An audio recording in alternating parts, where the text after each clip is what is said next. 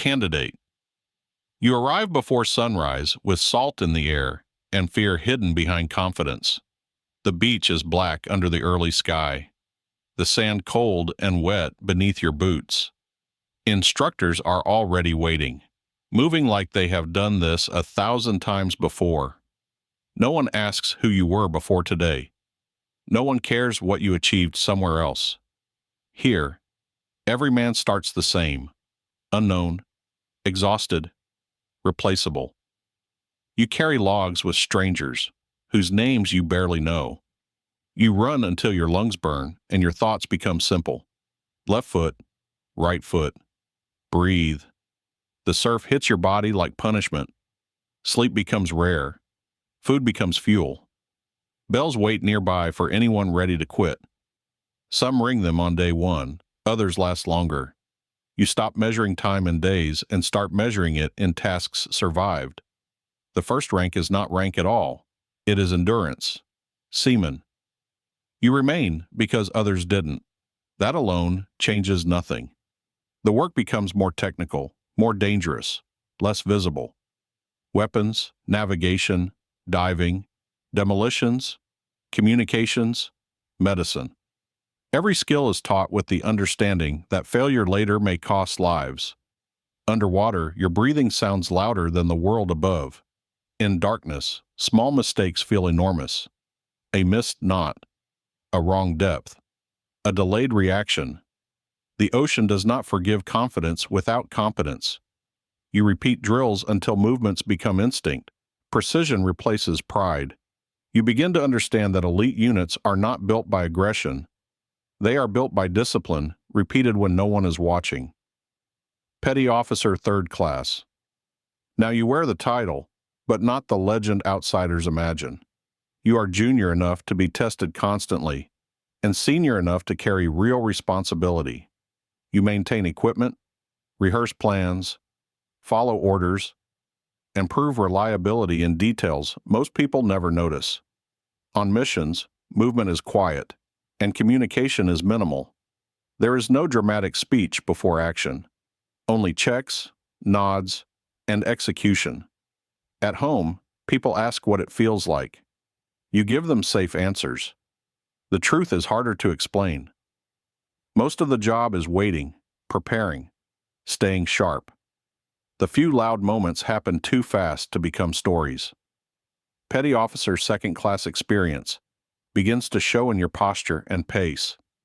You pack faster, think calmer, and notice risk earlier. Newer operators watch how you react when plans change. Missions grow more complex. Long flights, unfamiliar coastlines, uncertain intelligence, weather that shifts without warning. You learn that fear never fully disappears. It just becomes quieter and more useful. Confidence is no longer noise. It is the ability to function when certainty is gone. You trust training because emotion cannot carry weight forever. Petty Officer First Class. Now steadiness is expected from you. You mentor younger teammates while carrying your own load. If someone panics, you lower the temperature of the room. If a plan breaks, you adapt first so others can follow. You have seen enough to know that strength is not endless. Bodies wear down. Knees ache in the cold. Old injuries wake before sunrise. Sleep comes in fragments, yet standards remain unchanged. Excellence does not lower itself because you are tired. You learn to lead while hurting quietly. Chief Petty Officer. This is where mastery meets leadership. Younger operators bring problems to you before officers hear about them. You know what works in the field, what fails under pressure, and what only looks good on paper. In training, you are demanding because weakness in practice becomes danger later. In deployment, your voice carries weight because it was earned slowly over years. You become the one others look at when something unexpected happens. Leadership now means protecting your team from chaos they never need to see. Senior Chief Petty Officer. Your responsibilities grow beyond missions. Now you manage people over time. Careers, injuries, family stress, burnout, discipline, recovery. A teammate going through divorce can be as vulnerable as one entering combat. A distracted mind can be as dangerous as faulty gear. You start noticing the invisible damage, fatigue hidden behind humor, grief hidden behind professionalism, fear hidden behind experience. You understand that elite performance is fragile. It must be maintained constantly, and often privately. Master Chief Petty Officer. At this level, you represent continuity. Officers rotate. Policies change. You remain. Younger men know your name before meeting you.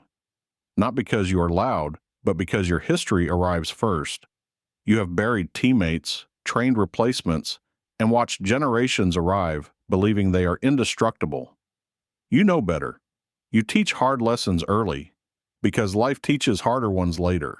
Respect no longer comes from rank alone. It comes from survival, consistency, and the memory of those no longer standing beside you. Officer candidate. Some cross into leadership through commission. The transition is uncomfortable. You know the work, but authority changes everything around you. Friends become subordinates. Conversations become more careful. Decisions become heavier. You are no longer judged only by your own performance, but by what your choices do to others. Technical skill still matters, but judgment matters more. You begin to understand that leadership can feel lonelier than hardship. Lieutenant, you lead a platoon now. Planning fills the hours before action begins. Routes, contingencies, weather, intelligence, medical support, extraction windows. Every detail matters because mistakes multiply in motion. If the mission succeeds, credit spreads across the team. If it fails, responsibility concentrates on you. You sleep less than everyone and appear calmer than you feel. Leadership becomes controlled fear hidden behind clarity. Lieutenant Commander. Now you oversee multiple teams and broader operations. The battlefield becomes maps, schedules, briefings, and decisions made with incomplete information. You send others where you once went yourself. That distance can feel heavier than danger ever did. You know every order travels downward into real consequences for real people. Success looks cleaner on paper than it ever feels in reality. Commander, you shape strategy, readiness, and culture. Younger leaders ask for guidance the way you once asked others. You see how institutions survive: standards, trust, repetition, accountability. You also see how easily they weaken when ego replaces mission. Rank gives authority, but character determines whether authority helps or harms. The higher you rise, the more important humility becomes. Captain, you are near the top now. Ceremonies become more common. So do farewells. Your body carries old injuries like private records. Your family knows sacrifices no medal recognizes. Children grew while you were deployed. Birthdays passed through satellite calls. Important moments happened without you, then were described later in photographs. Success now feels quieter than you imagined. The final exit. One day the gear is turned in. Access cards stop working. Your final brief is short. Younger operators move past you toward training, laughing the way your class once did. Outside the gate, the air feels strangely still. No timeline, no mission clock, no team waiting for orders. The teams continue without pause. Boats launch.